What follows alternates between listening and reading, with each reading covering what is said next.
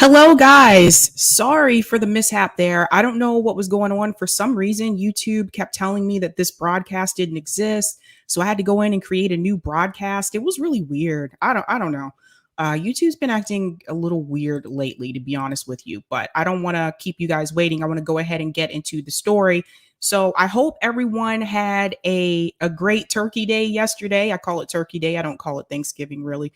But I don't know about you, but I definitely crashed like after I ate yesterday. I said I was just going to take a short nap. Um, but it wasn't a short nap. But anyway, I want to say shout out to everyone in the chat. What is going on? Welcome, welcome. Hello, Aspen Fallen. Greetings, Franken Kitten. Always great to see you. What's going on, Eric Gray? How are you? Greetings all. Hello, Malik. Always great to see you. Ashura, Sabi's bangs are guilty of always being neatly groomed. Oh gosh. You should see me in the morning. Greetings. Malik, when did y'all get demonetized or did you guys change your donation place? Oh, yeah. So we're not demonetized, but we did change the name. And then there's some things that happened with in reference to transferring things over. So you may not be able to give us like super chats right now because we're still in process of all of that. But that's what's going on. But yes, Paul, this is the new channel. Welcome. Welcome all. All right. Welcome to the Sabby Sab Show on the Revolutionary Blackout Network, also known as RBN. All right. Tonight, I'm already a couple minutes late because of the stupid YouTube thing. But I do want to talk about the Ahmaud Arbery verdict. If we had roundtable yesterday, we probably would have covered this during roundtable. But since it was a holiday, we didn't have that because, we wanted to spend time with our families and friends and all that fun stuff. But I did still want to talk about it because I think there's some things that are important to note. So I'm going to go ahead and share my screen and I'm going to get into this NPR article. So give me just a second. Okay, so here we go. I'm gonna make this a little bit bigger for you guys. Okay. 3 white men are found guilty of murder in killing Ahmaud Arbery. So these are the 3 men that you saw also on the thumbnail that killed him. Travis McMichael, Gregory McMichael, and William Roddy Bryan. All right. So they have been on trial for the killing of Ahmaud Arbery, a black man who was fatally shot while out for a run last year in Georgia. So let's get into this. The high-profile shooting in 10 weeks it took for law enforcement to make the first arrest galvanized racial injustice protests in the summer of 2020. It's been a long fight. It's been a hard fight, but God is good. Arbery's mother, Wanda Cooper Jones, said on Wednesday, "I never thought this day would come. Rest in peace." Now, yesterday, something I was thinking about while I was able to be with, my family, some of my family, I thought about the fact that Ahmaud Arbery would not be with his family. And just thinking about just how quickly his life was taken away. That quickly. And it's really sad. And obviously, I'm glad that they were found guilty. But I think what's really sad is the fact that I actually had to hold my breath or cross my fingers and hope that they would be found guilty, even though it was obvious that they would, or that they were guilty. So I think that that's really important to note that it should never come to that in this country where we have to hope that the right thing is done, that the justice system does the right thing. After the judge read the first guilty verdict, a whoop rang out in the courtroom. Long time coming, the person later identified as Arbery's father, Marcus, exclaimed as the judge expelled him from the courtroom. Father and son, Greg McMichael, 65, 65 years old, 65 years old, and he was behaving this way. It's ridiculous. Travis McMichael, 35, and their neighbor, William Bryan, 52, all face the same 9 criminal counts in Georgia State Court. 1 count of malice murder, 4 counts of felony murder, 2 counts of aggravated assault, 1 count of false imprisonment. Jesus. one count of criminal attempt to commit a felony. They pleaded not guilty to all accounts. You know, it was interesting to me that they pled not guilty because there was video evidence. And based on what I saw in that video, they were 100% guilty. I don't know if that advice was given to them from their lawyer. I don't know. I think that was bad advice. Now, I want to go on here. Jurors found all three men guilty of nearly all the counts against them. Travis McMichael was found guilty of all 9 counts.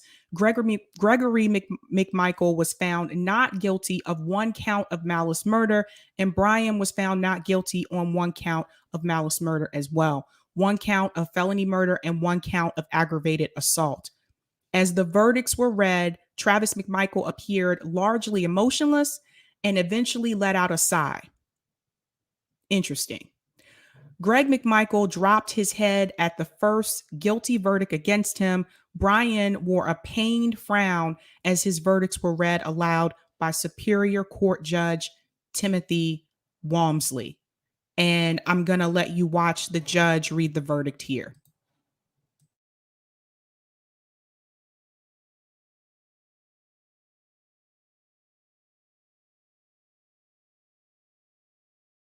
Of course, they had to have an ad, you guys. Give it just a second.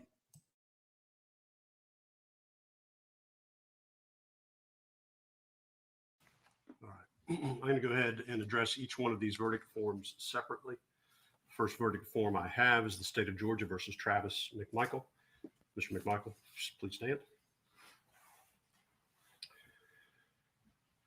Verdict is as follows.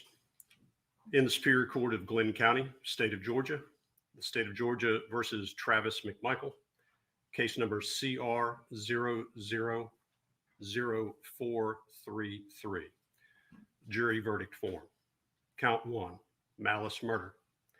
We, the jury, find the defendant, Travis McMichael, guilty.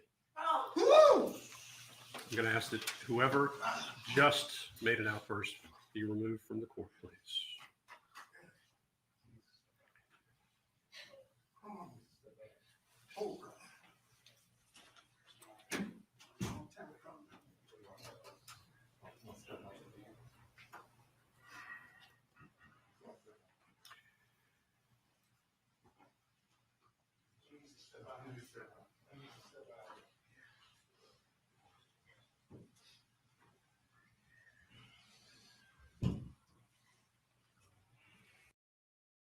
As we move forward, if you feel like you need to make a comment, count 3, felony murder. We, the jury, find the defendant, Travis McMichael, guilty. Count 4, felony murder. We, the jury, find the defendant, Travis McMichael, guilty. Count 5, felony murder. We, the jury, find the defendant, Travis McMichael, guilty. Count 6, aggravated assault. We, the jury, find the defendant, Travis McMichael, guilty. Count 7, aggravated assault. We, the jury, find the defendant, Travis McMichael, guilty. Count 8, false imprisonment. We, the jury, find the defendant, Travis McMichael, guilty. Count 9, criminal attempt to commit a felony. We, the jury, find the defendant, Travis McMichael, guilty. Dated this 24th day of November, 2021, signed by the foreperson. Have a seat. Now, I want to go ahead and pause there because there's another video clip that I want to show you that I think is important. These are a couple of some of the things that happened like during the trial. I already saw someone mention this in the comments, but yes, I mentioned this on my show as well. The fact that the defense had the nerve to point out that Ahmaud Arbery was wearing khaki shorts and had long, dirty toenails.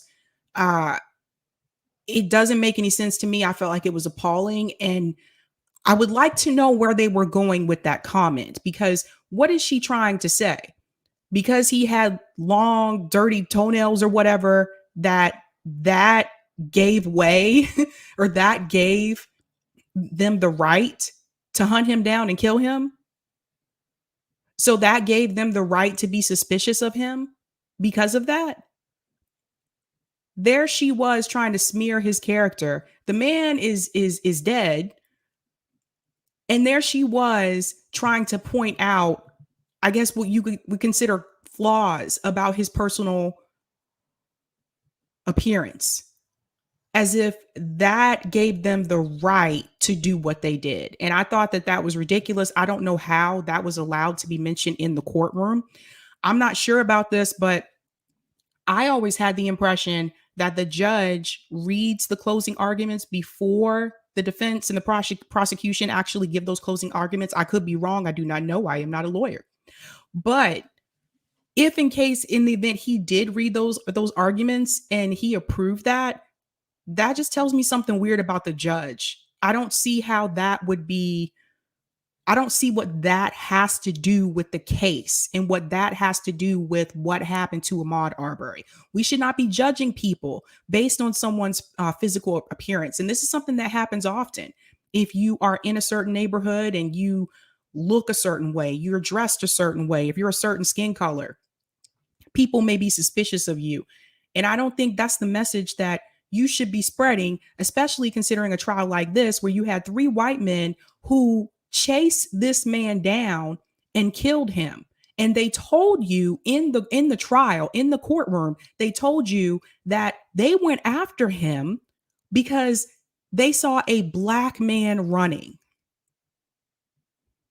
So there's a lot of like racial bias there. There were a lot of assumptions, automatically assumed there's a black man running, he must have done a crime. And that's really sad. So for her, and I forget the woman's name, but for her to add that into the trial, I just felt like that was such a low blow, and it really had nothing to do with what happened to him at all. What happened to Ahmaud Arbery happened because the 3 men who saw him thought that he was suspicious because he was black, he was a black man, and he was running. That is why they went after him. To me, it just seems like a modern day like slave patrol. That's what it seems like to me. Now, they claim they went after him because Georgia has this citizens arrest law, which Georgia actually removed after all this happened. And to me, I don't feel like you should have that kind of law in place anyway, because obviously certain people are going to be targeted. Obviously, let's think here. If Ahmaud Arbery was a white man jogging in that neighborhood, those 3 men wouldn't have bothered him at all. Another thing that they did that really bothered me is one of the men said that he tried to talk to him and he wouldn't respond. He doesn't have to respond to you. This is something I noticed that tends to happen sometimes, is that sometimes for whatever reason, some white people think that if they approach you and they ask you a question, that you owe them a response. That as a black person, you're supposed to respond to them. You don't have to tell them anything. That to me is like that old school slave mentality where we are expected to basically bow down and do what white people tell us to do. And I've been in Georgia, I've lived in Georgia. Even in 2021, Georgia has not changed as much as you would think. A lot of people mention Georgia, they think of Atlanta. Atlanta has racial issues too. But I can tell you one thing, the further away you get from the cities, the further away you get from Atlanta, especially in northern Georgia, there's a lot of racism, a lot of overt racism that is very heavily present.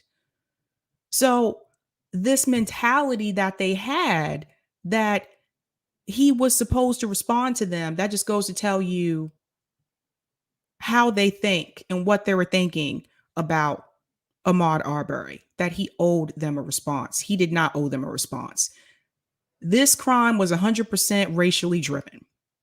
And they revealed that themselves when they said it was a black man running. So they went after him instead of just calling the police. I want to play part of this video because this video is going to show you some of the key moments that happened during the trial. So let me go ahead and share my screen.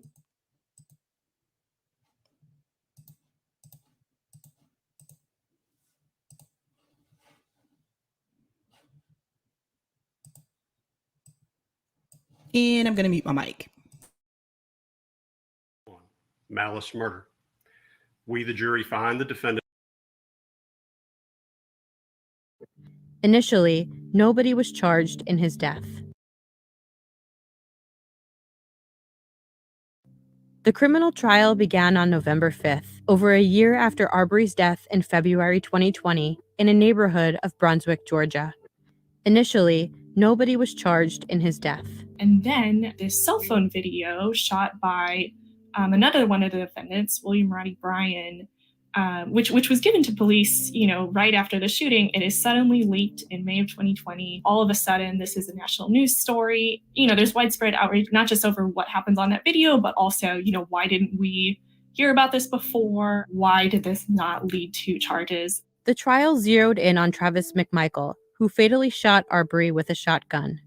The prosecution argued that the defendants had no grounds to chase Arbery in their trucks in the first place. No one said, "I was making a citizen's arrest today." Not one single person used those words. The McMichaels in particular grabbed their guns and they were armed, and they're saying that they threatened Arbery with both their vehicles and those weapons. And then they're saying that Travis McMichael can't claim self-defense when he shoots Arbery because they were the aggressors in this situation. The defense argued that their clients were trying to make a citizen's arrest of Arbery. And then they are arguing that Travis McMichael did not want to kill Arbery until that final moment when he believes that Arbery is overpowering him, is the word that he used in this struggle. And yes, at about 20 yards, he raises the weapon because he knows Ahmaud Arbery can be on him, and he's hoping that by raising the weapon, he will de-escalate the situation. Yeah, so again, I just want to jump in here for a minute because first and foremost, why was Travis McMichael pointing a gun at Ahmaud to begin with? Did Ahmaud Arbery have a weapon? Did he point a gun towards them?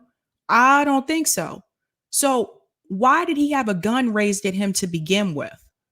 The lawyer goes on to say he was hoping he would de-escalate the situation. I'm sorry, but if someone points a gun at you, that's not going to make me want to feel de-escalated. That didn't make any sense. That didn't make any sense. These men had no right to chase him down. No right to chase him down. And the last time I checked, they're talking about making a citizen's arrest. When you arrest someone, arresting someone doesn't mean killing them. It makes no sense whatsoever. I'll continue on. Travis McMichael took the witness stand, echoing his lawyer's argument that he was acting in self-defense. The main thing we heard from him was this idea that he was worried about crime in the neighborhood, that he had zeroed in on Arbery as this man who had visited an under construction home several times in the lead up to the shooting and on the day of the shooting. During cross-examination, the prosecution focused on discrepancies between his testimony and his early statements to police, arguing that he was the aggressor. Detective Nohilly specifically asked you, do you remember if he grabbed the shotgun at all? And your response was, I want to say he did, but honestly, I cannot remember. I mean, me and him were face to face the entire time. Do you remember saying that? Yes. So you didn't shoot him because he grabbed the barrel of your shotgun. You shot him because he came around that corner and you were right there and you just pulled that trigger immediately. No, I was struck and we were face to face and being struck, and that's when I shot. So then that brings up this question. If someone hits you, so when I was growing up, this was called a fight. When I was growing up, if someone hit you, you hit them back. So he's saying that Ahmaud Arbery struck him. So because Ahmaud Arbery hit him, why didn't he hit him back instead of killing him, instead of shooting him? This is a question I have for everybody here. I mean, I'm sorry, but you chased this man down. What did you expect him to do? How did you expect him to react? If he was so concerned that there had been robberies in the neighborhood. He was so concerned that there had been a lot of break-ins and there was criminal activity coming into the neighborhood. If he was that concerned as he says he was, why didn't he pick up the phone and call the police? This is what happens when people take matters into their own hands. These are the same people who will tell you time and time again that we back the blue, that we support police. But then those same people don't want to let the police do their job. What's up with that? Someone explain that to me. Someone explain that to me. I'm going back in.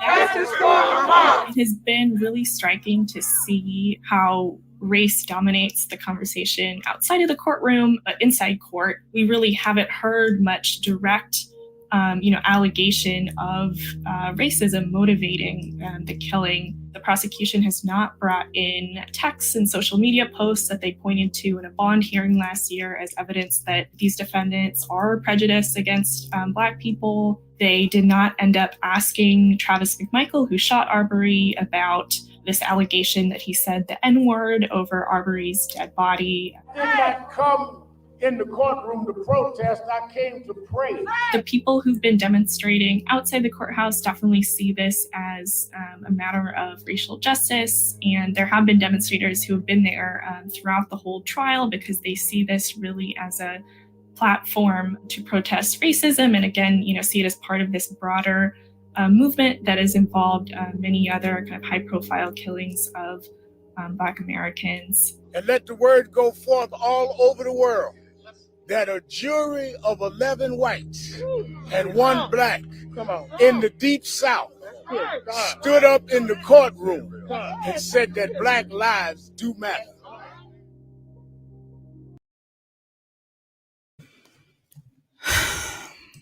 Aaron says they were hunting a Black person down and they killed him. There were reports that he was like that in high school too. Dude was living out his white supremacy dream. Yeah, it just, again, to me, there was no reason for them to be there. There was no reason.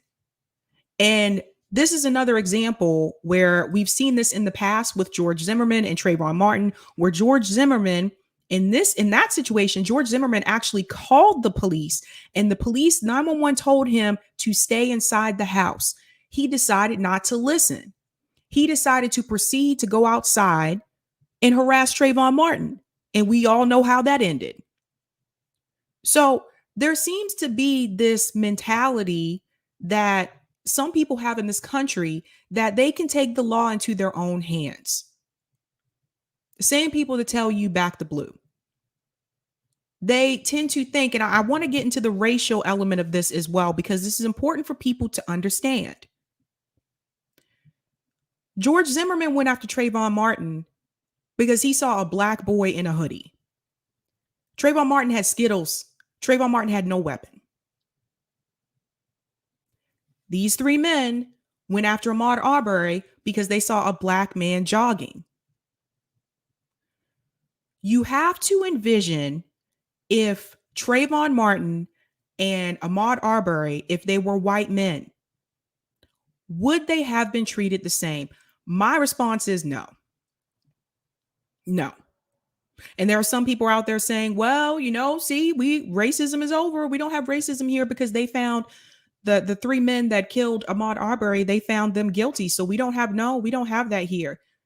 The fact that people are taking one case, one verdict, and applying that to the rest of the country is absolutely appalling and is ridiculous.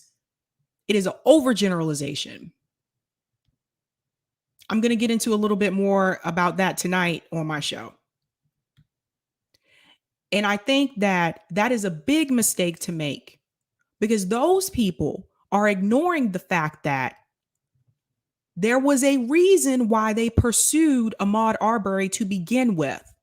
And that reason is because he was a Black man. And they had preconceived notions about Black men, especially Black men that were in an all-white neighborhood. You cannot talk about the victory and us moving forward in the progress racially with the verdict and ignore the reason why those men hunted him down in the first place. You can't just ignore that. And there are people doing that. There are people saying that right now. They're like, see, guys, it was 11 jurors and one black person, and they did the right thing. Well, whoop-de-fucking do. Wow. They're supposed to do the right thing. That's the point. They're supposed to do the right thing. It's like, I can't even believe this isn't, like, people are bringing this up right now. This shouldn't even be something that we have to worry about. But we do in this country. I remember holding my breath over the whole like George Floyd trial, the Derek Chauvin trial. I even said, I'm prepared for him to get off. Because I've seen this happen in this country so many times, and there's a lot of cases that aren't even talked about in the mainstream media. A lot of them that you don't even get to hear about unless you're there locally. So what happens more often than people realize, and this is what I want people to understand. I'm happy that Ahmaud Arbery's family are able to kind of move forward in a sense. I'm happy for that. But that doesn't bring Ahmaud Arbery back. That doesn't stop people from having this racial prejudice in this country. What we need to do is we have to educate people, because there are a lot of people that are racist because they were taught to be. Someone in their family taught them to not like black people. A lot of people. And this is where education comes in. Because there's a lot of ignorance. You guys, I lived in a lot of different places, but one thing that remains the same regardless of where I've lived is that there's still a lot of ignorance in this country. And if you don't have those interactions with people who are different than you, with people who don't look like you, don't talk like you, may not be the same class as you, it is going to be difficult for you to fully learn and understand. And it is always easier for you to believe what you see on television about those groups. It's easier for you to believe what you see in the movies about those groups, especially if you've never known any black people.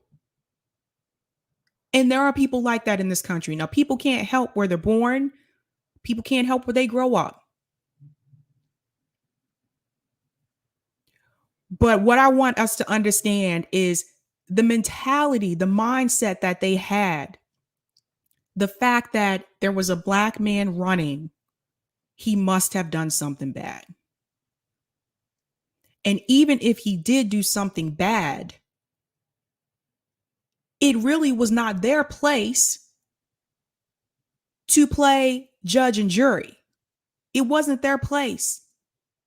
Now I hear a lot of people touting and like praising like law enforcement, all those same people that have these flags that say Blue Lives Matter with a thin blue line, but those same people don't trust the police enough to call them and get them to come do their job.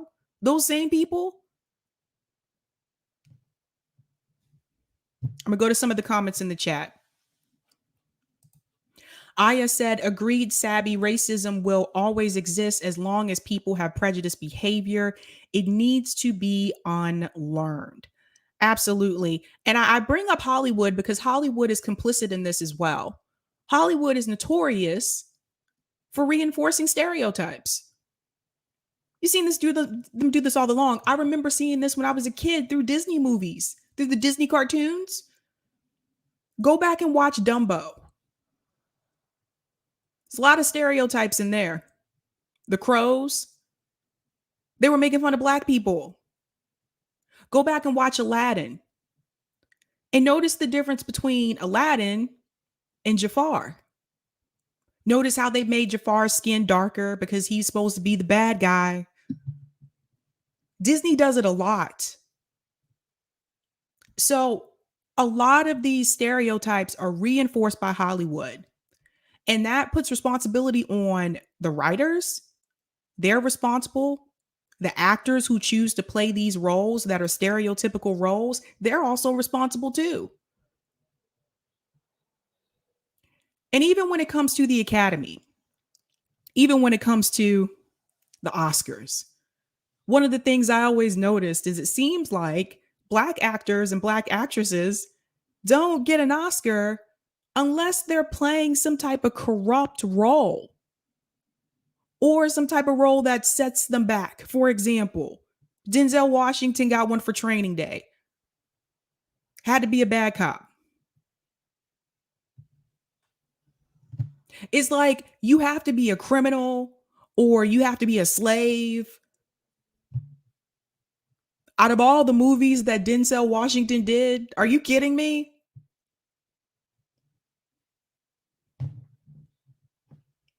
Those are the roles that they award, the ones that they feel fit your stereotype. At least when it comes to Black people, and it's a shame. And I've been noticing that for a while. That's also why I don't watch the Oscars anymore. It's just BS. Same story every time. Village Idiot said there are two real enemies of Black people, Hollywood and the evening news. I didn't even get to mention the evening news. Local news is notorious for this as well. A lot of times, the perpetrators that they show on the news are usually Black. I did an internship at a local news station, and they purposely would pick out the ones that would give them ratings. And that meant that, let's say there were 5 white people that were arrested and there were 5 Black people that were arrested. They would choose to put the Black people on the news. They also shape the narrative. And people watch this and they assume, oh, well, all Black people must be like that. They would purposely seek out the village idiot. That's what they used to call. I don't know if they still call it that now, but they used to call it that back then. Like, we would interview people and they would pick out the interview clips of the people that either sounded like they were not intelligent, the people that may have had like rollers like in their hair, may have been missing teeth. Like those are the clips that they would choose to put on the news, instead of the ones of the people who don't look that way, especially when it came to Black people. This is why we got those memes from the woman that was ain't nobody had time for that. Ain't nobody got time for that. That meme, the one from the guy that says hide your kids. Like, they used to call people like that the village idiot when I interned. They purposely put that on there to get ratings and embarrass those people. It's appalling. That's why you don't see me on local news. It's a whole nother episode I could get into. But I've seen some of this stuff from experience myself, but then also just from observing. And they repeat the same stories over and over. So you can watch the 6 o'clock news and you'll see the exact same stories on the 6:30 news, the 7 o'clock news, the 7:30 news. It's the exact same stories. So then that same message and narrative that they have is going out to people 4 times in a row.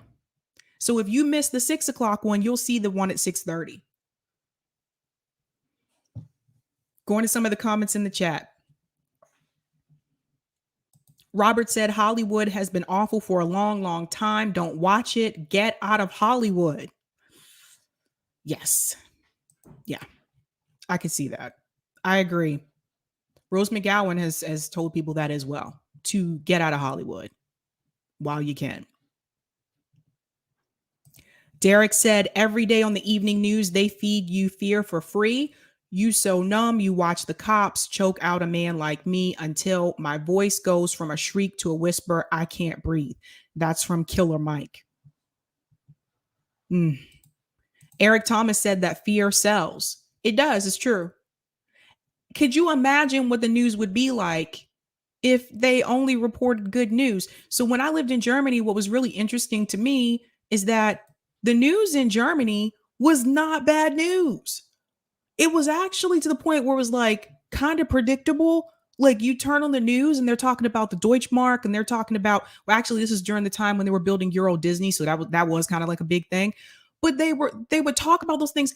I had never turned on the news and hear like so and so was robbed, beaten, this person was shot, stabbed. Like I did not see that on German news. I did not see it. That doesn't mean it didn't happen, but I just didn't see those things. And I think that kind of like shaped my perception. I was able to do things that, like, without fear. I was able to go to the roller skate. This is back when people used to roller skate. I used to go to the roller skating ring with my friends by myself. Our parents didn't have to drop us off. We would just walk. And then we'd walk home at night after the skating ring would close. There was no fear. We weren't afraid that someone was going to come and like kidnap us or try to like kill us or anything like that or rob us or beat us up. That just didn't exist for me. That didn't exist until we moved back to the United States. And then I started to see the news here. And my parents told me, can't do everything you used to do the same way anymore. So there's a lot of fear here. There's a lot of fear. My question is, when it comes to Ahmaud Arbery, even though these 3 men have been found guilty, what have we learned from this trial and how do we move forward? Because I don't want people to take this victory and just say, woohoo, we won, and then get comfortable and go back to brunch. Because then another couple months from now, we'll be hearing about another story. So something has to change here. Something has to like evolve. Like we have to help if we can. Whether it's educating a friend, and I'll tell this to anyone watching right now, it's not Black people's responsibility to convince racist white people to not be racist. It's not our responsibility. But if you are watching this and you have a friend or family member who may be racist, maybe has said some things that gives you pause when it comes to people of other races. If you have a boss that you may have seen, maybe not be so nice to the Black people at your job. When you see and hear these things, what you can do is to speak up and to speak out and to educate them. Because the worst thing that you can do is remain silent, is become a bystander. That doesn't help anyone. That doesn't help anyone. So I think it's important to have these conversations. Now, I saw someone just said something in the chat, and I want to address this and bring this back to the conversation of race in this country. Workers' Control of Production says Germany has long-standing traditions of combating racism. The capitalist media in the US portrays working people as savages, so we don't internalize the belief that we can be the ruling class. So I want to touch on this for a second in reference to Germany combating racism. One thing I've noticed about the United States, we learn about like slavery and Jim Crow in history class. But I don't ever remember my teachers telling us, how do we move forward from it? There's still people in this country that don't even accept that these things are real. There are people in this country that don't even think there's a such thing as systemic racism. When I lived in Germany, when I was in elementary school, they told me this in kindergarten. I still remember this. They talked about what happened with the Nazis in Germany. And my teacher was German. And she said, it happened. It was terrible. We understand it. We recognize it. And we have tried to learn from it so that we can move forward as a country. I don't feel like we've done that here. I don't feel, and that's not to say there's no racist people in Germany. There's racist people everywhere. But as a country, I don't feel like we ever really did that. I don't feel like, look, we have people right now that don't even want the kids to learn critical race theory in school. We have people right now that don't want children to know that slavery actually was a part of the Civil War. Schools in Texas have been teaching that for a while. So we have a long way to go in this country because we still have to acknowledge it. We have to accept that it happened. We have to find a way to work together. We have to come to a place of healing, and then we can move forward. I don't feel like in this country, we've really healed from any of this. I don't think we have. Whether you were born back then or not, this is something that can be passed down through generations. I don't think we've healed from it.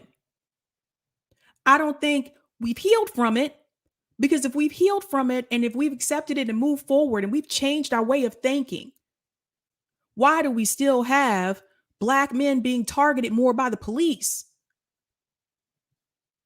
Why do we still have public schools in low-income neighborhoods are still underfunded? Mainly Black and brown neighborhoods. Why do we still have that? So we are still allowing Black and brown kids in this country to be undereducated. Why? If we really understand and if we really like move forward as a country, why do we still have prejudice about each other? Why do people still hold their purse when they see a Black person get on the elevator with them?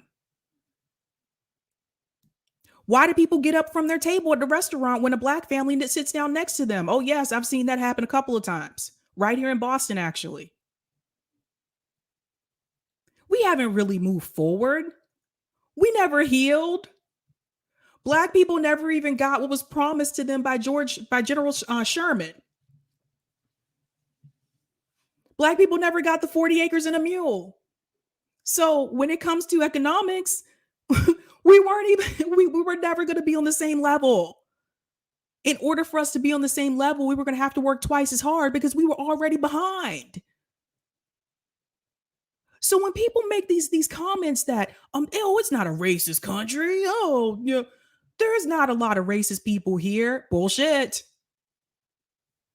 I've met a lot of racist people in America. Not everyone that's racist is walking around with a hood on their head, is walking around with Confederate flags. Not everyone that's racist is screaming white supremacy. That's overt racism. We still don't really address covert racism in this country. Covert racism is even worse because it's more hidden. It's more subtle. That's the type of racism I see most likely in the Northeast, right here. It can be disguised as something else.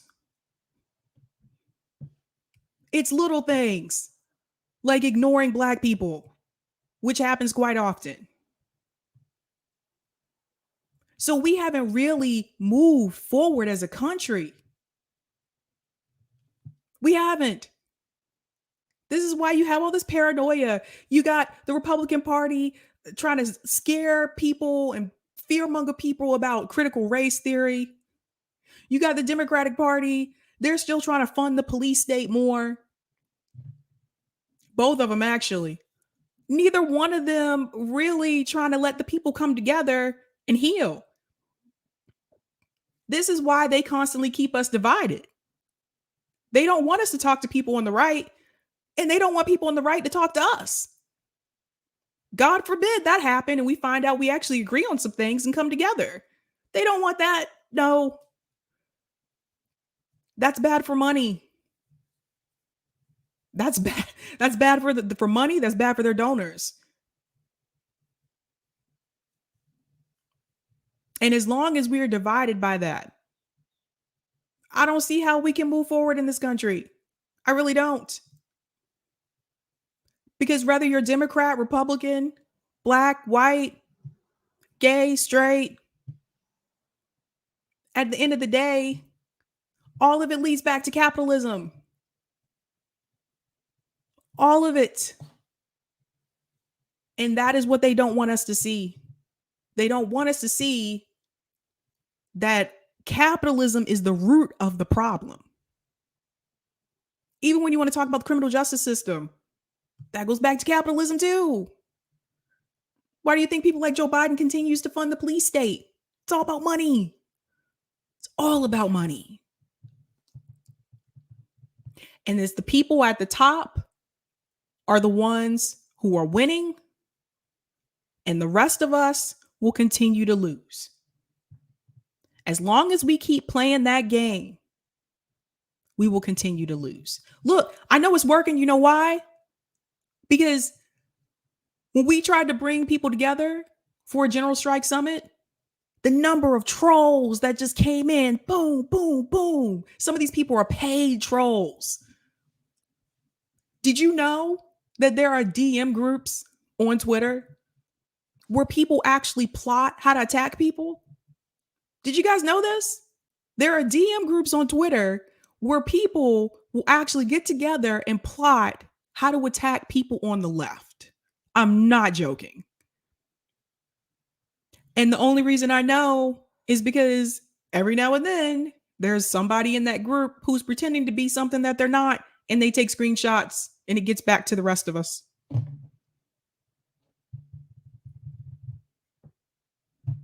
That's how far gone it is. Whether it's K Hive, G Hive, any kind of hive, their job is to keep us apart. Their job is to maintain the status quo. Their job is to keep us in the Democratic Party. Their job is they don't want us to see the class war. They don't want us to realize there's a class divide. They don't want us to come together. They want to keep us apart.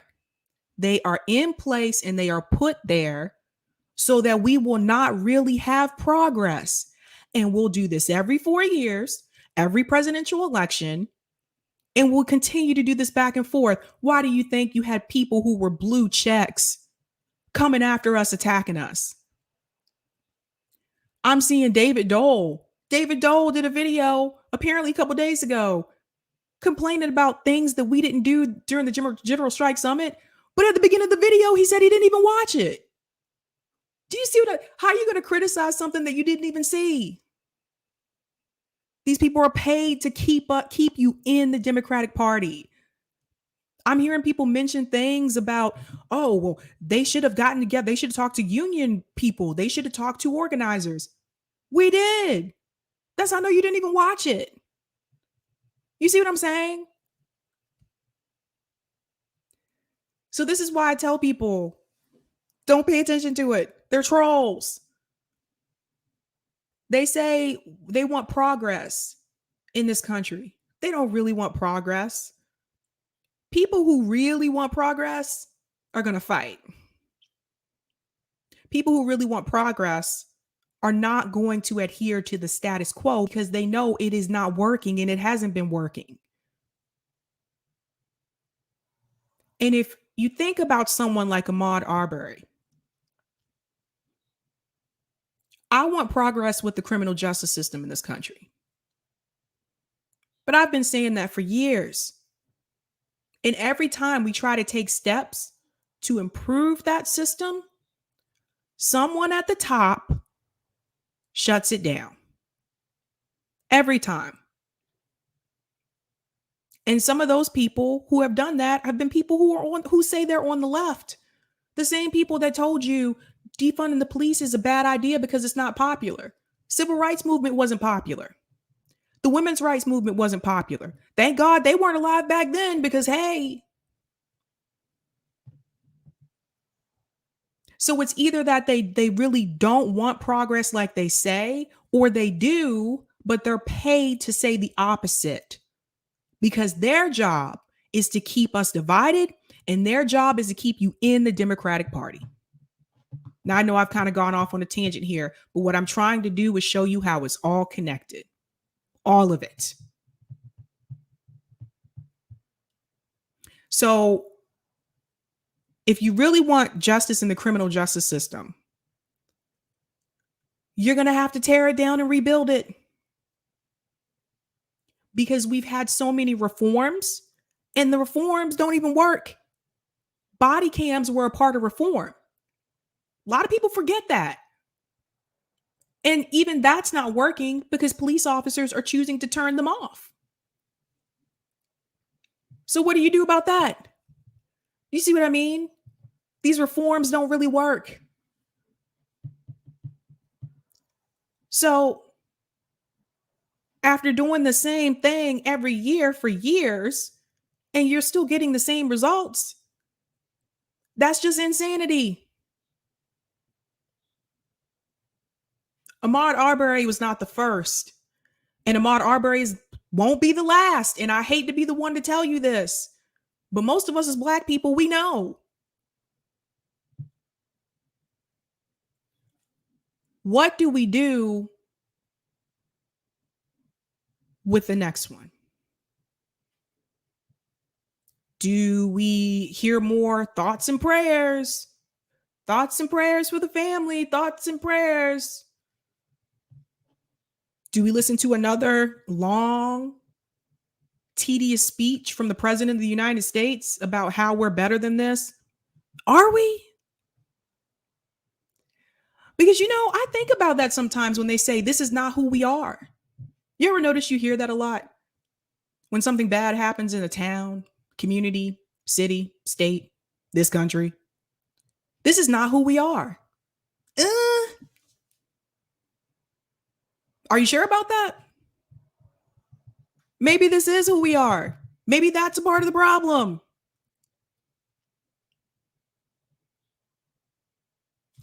Yep. Jessica said this is what the U.S. is. No. It's a violent country. A violent country. Let's just be real here, guys. So I'm glad that they've been found guilty.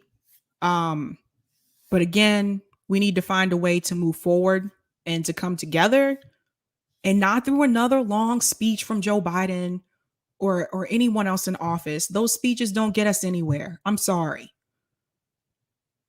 We have to find a way to work with people in our neighborhoods. Don't even have to leave your house. We can do this through Zoom.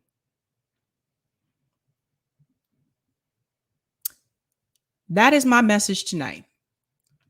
Now, I have 1 minute left. Probably 35 seconds. So here I go. All right, guys. It is Friday night. Most of you know at 8 o'clock, I go live on my channel, Sabby Sabs. Friday's a little bit more of a chill stream for me on my channel. I'm going to be talking about Tulsi Gabbard and her cringe tweet that happened. Joe Rogan is being smeared, and I'm going to talk about Dave Chappelle has been confronted again. So check that out at 8 p.m. on my channel, Sabby Sabs. Should be a pretty cool time. I will have a beverage with me because it is Friday. You know how I do my 8 o'clock streams on Friday night. So have a good night, ladies and gentlemen. Keep up the fight.